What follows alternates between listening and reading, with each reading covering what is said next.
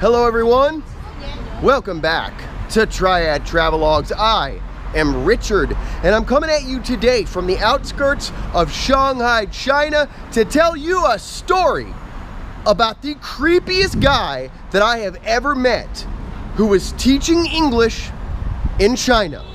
Teaching little kids English in China.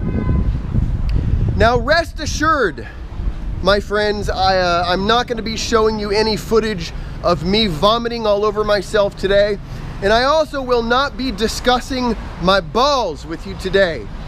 So don't worry about that. That's been said and done, and we don't need to retread that path, okay? So before I get into my story about this insanely creepy guy that I met who was teaching little kids in China, I want to give you a little bit of background information about the ESL industry in China. Now, I think a lot of people in the West don't know this, but there is an unbelievably humongous demand for white native English speakers to teach kids English in China. In other countries around in this area too, I mean in Asia, but in China it's this humongous industry. Like I say humongous, it's like everybody wants their kid to learn how to speak English. And they have really sort of specific criteria.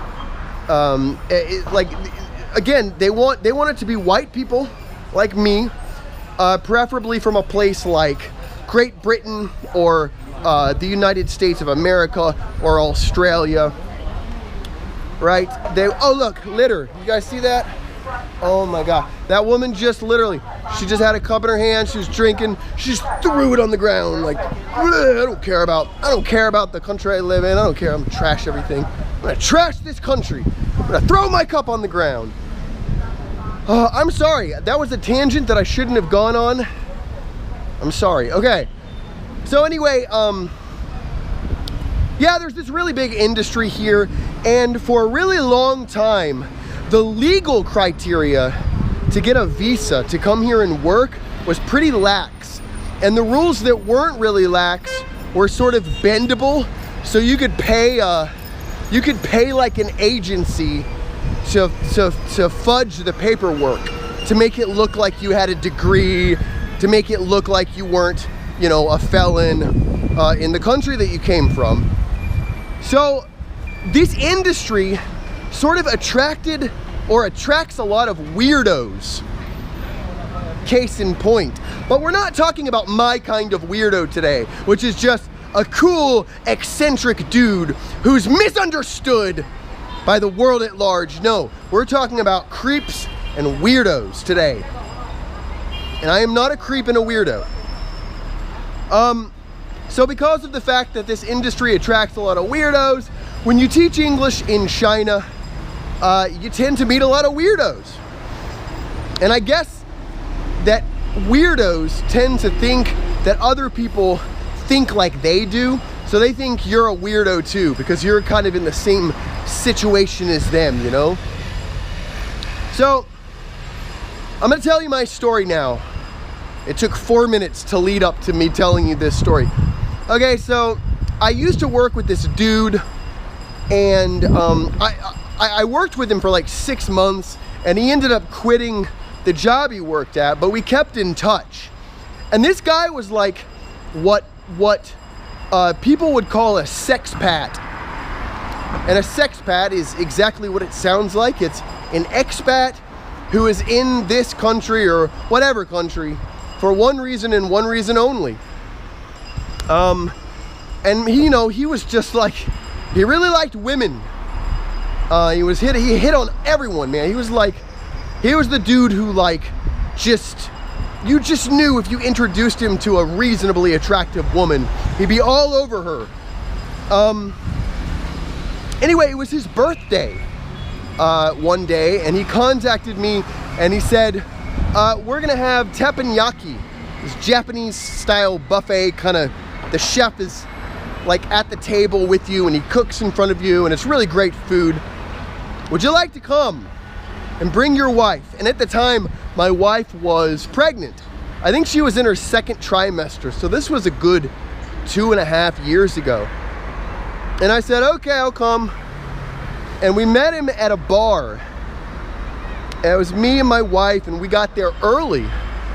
And before my friend, well, I don't call him my friend, my old coworker, before he showed up, his friend showed up to talk to, well, he showed up and introduced himself.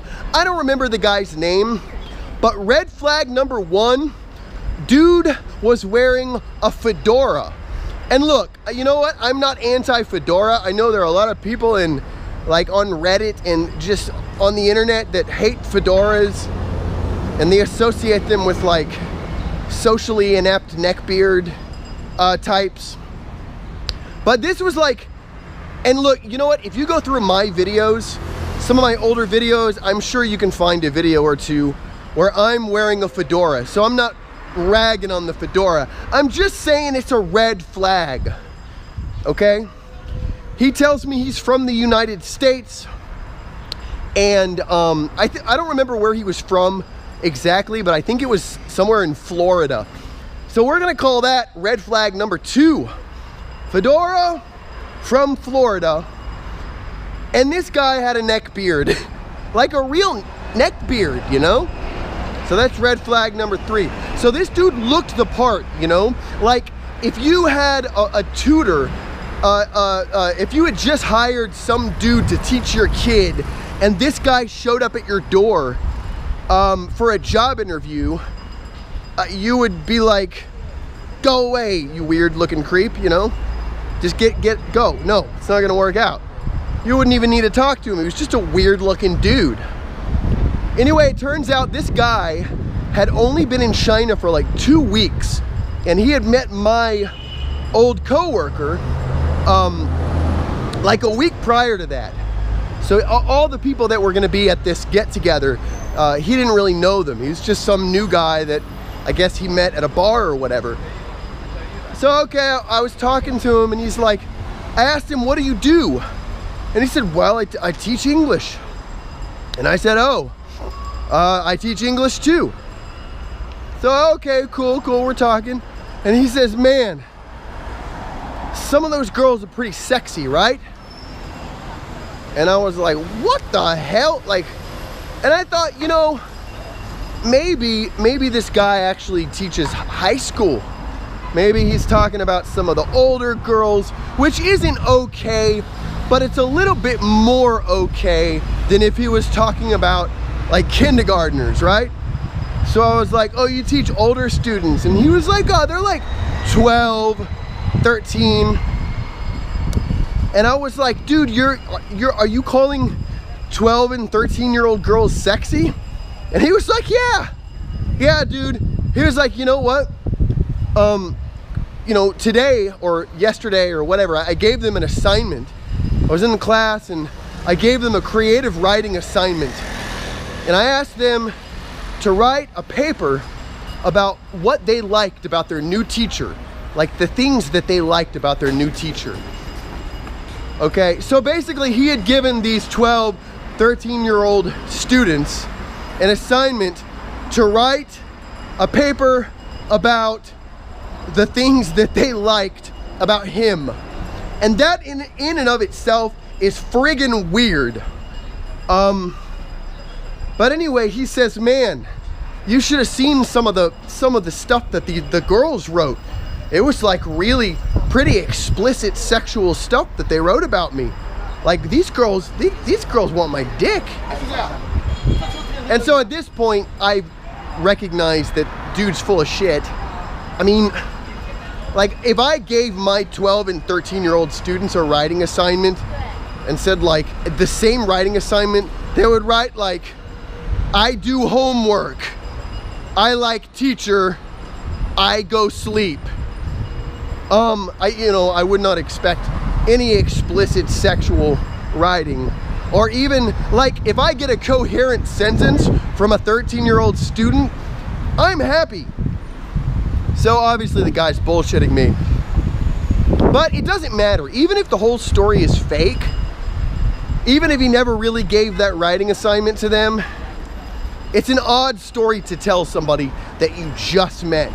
He's like, I'm attracted to little kids, and then he says, I gave them a writing assignment where basically I asked them to describe the things that they're attracted to about me, and 3, they all wrote this just really explicit sexual stuff about my dick or whatever. So it was about that time, and I didn't know what to say. Like, you know, I think in retrospect, I probably should have called him out, and I probably should have been like, I probably should have handled it differently. But I just kind of, you know, me and my wife and I we exchanged glances, like, what the hell? And about this time, other people were starting to show up, so the conversation shifted among the group of people. Now, later on, when we were having, like, we left the bar and we went to the teppanyaki place, and he was that guy. You know that guy, there's always that guy in a mixed group, you know, in like a party or whatever, a setting where there's people that don't know each other. There's always that one guy that goes around and he's really snake-like, and he's like always asking the girls, is it okay if I give you a massage? I'm a licensed massage therapist. But he's saying it as he's massaging you, so you can't say no. So you've seen that sort of, that image where there's a girl and she's like, she looks really just uncomfortable, and some neckbeard with a fedora is massaging her and saying, is it okay if I massage you? I'm gonna pretend you're 13. You know? It was like this. So whatever, you know, I didn't confront him about it. Maybe I should have. I meet a lot of weirdos. I've met a lot of weirdos in my life, and my normal response to meeting weirdos is just to store the memory and then tell people later, you know, I have a story to tell. So don't get on me because I didn't do anything. I didn't tell anybody. I think the guy was full of shit anyway. I just think the whole situation was weird and creepy. And honestly, the creepiest thing about it to me was the fact that he just assumed that I would be totally cool. Hi, hello. Is that he just assumed that I would be totally cool with and agree with what he was saying. Like, yeah, 12-year-olds are sexy, you know? Yeah. And that's the creepiest guy that I've met in China. Now, I want to conclude this by talking to you guys a little bit about something that's known within the expat circles and also, I think, the younger generation of Chinese. And it's an acronym called LBH. And LBH means loser back home. And it's kind of this stereotype of the expat that comes from a place like the United States that has run out of options, that just socially retarded, maybe criminal, dude is just can't get a job, can't get a girlfriend, he's just a loser, you know? And he figures, well, I'll just go to some place where the cultural differences are so profound that maybe they won't notice my social awkwardness or my whatever, you know, my creepiness. And you know, I've known a lot of English teachers here in China, and honestly, most of the ones I've met have been all right. The majority of them have actually been women, but most of the dudes I've met have been okay. I have met some other dudes that I wouldn't leave my kid with, but I don't think I'd leave my kid with any of the guys I've met in China. But you know, oh man, my train of thought just went. I was thinking, who would I leave my kid with? I don't think I'd leave my kid with anybody. Anyway, so, but that's kind of this stereotype that people have and this thing that people think about, you know, these foreigners that come to teach English in China.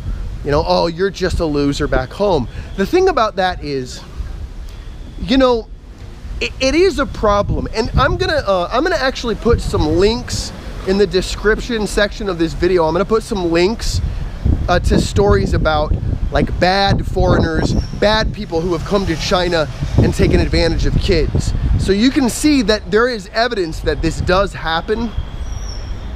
But I think, you know, the problem really is the fact that there is such a demand, that the demand for very specific, for white, native, you know, English teachers from America or Australia or the UK, that the demand is so ridiculous and the pool from which to choose from is so small that it creates this kind of urgency to hire anybody that shows up that meets this criteria.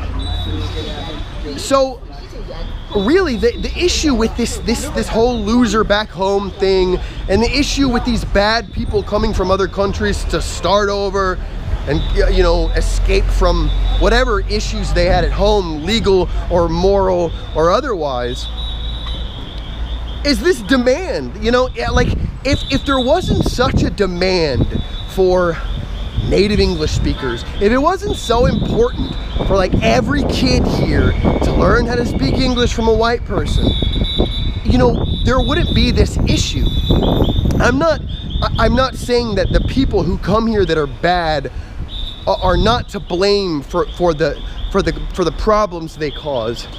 I'm just saying that the demand and the lax regulations as a result of that demand and all the money that's associated with the industry, those are the things that give the bad people that possibility, you know? Like, oh, I can just go to China.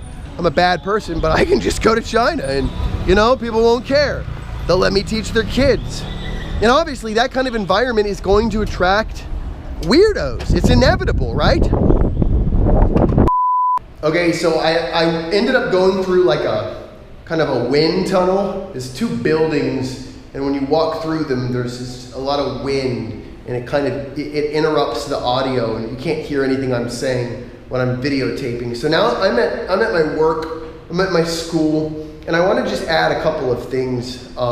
You know, I was talking about the demand in China for English teachers being this really kind of ridiculous thing that has these kind of ridiculous superficial requirements, but they're less concerned about requirements that are more important, like somebody that doesn't have a criminal record or somebody that's actually qualified to teach.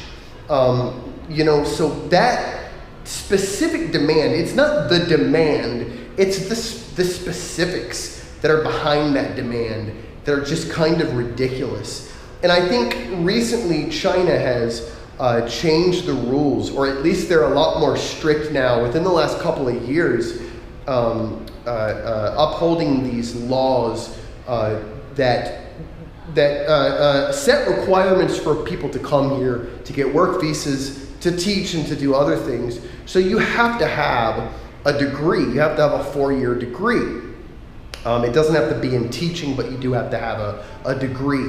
And before, I think you could fake it. Like, people were buying degrees from, you know, these basically criminal document forging companies here, and they were using those to get visas, but now they've made it a lot more strict, and from what I understand, you can't do that anymore. So that's good. That's a step in the right direction for kind of getting rid of, or, you know, a lot of these weirdos and creeps, or at least people who aren't qualified to teach. You know, I was a teacher in the United States. I taught special education in Baltimore and sort of surrounding areas in Greater Maryland. And, you know, so I came here with some teaching experience, but, you know, you come here thinking you're going to teach, but really you end up in this industry that is so hyper, it's just such a superficial industry, you know, where people are more concerned about the way their teacher looks, and they're more concerned about, like, you know, they want to take pictures of you with the kids, and so it's really hard to explain to somebody that hasn't been to China the idea of face and how important it is, the way that people in your society perceive you. It's so important that it supersedes things like reality. And it's really difficult to explain to somebody that hasn't been here or in East Asia or Asia in general, the idea of face. I'm gonna make a video about it once I actually understand it, so probably never. But you know, I think that the Chinese government implementing these they're not new regulations, but, well, they are new regulations, but it's like, look, we're gonna start cracking down. We're gonna crack down, we're gonna enforce these laws that have been in place for a long time, a lot more strict. These are gonna be really strict laws that we're gonna enforce. I think that that's a good thing. But then the next thing that needs to change is the society as a whole and their sort of the importance that they put even on their kids learning English. Because the majority of these kids are never going to leave the country. And I'm not trying to be cynical, but the majority of these kids are going to probably stay in China. They're going to be using their language. They're going to be using Mandarin. They're going to be speaking Chinese. They're going to be writing Chinese. They're going to get jobs here in China. And probably the requirement for most of them to know English will just not exist. And I think it's good for your kid to learn another language, and I don't have a problem with that. And the demand makes sense, but it's almost like the demand is really based on the fact that everybody just has been told so often that it's important, that it's become part of their psyche. It's become part of the sort of collective mentality. My kid needs to learn English. Not only learn English, but learn English from a white person, from a specific country, from a native speaker. And I think that, I mean, this is just my opinion, but China has some issues. Well, that's not just my opinion, but look, China has some issues socially.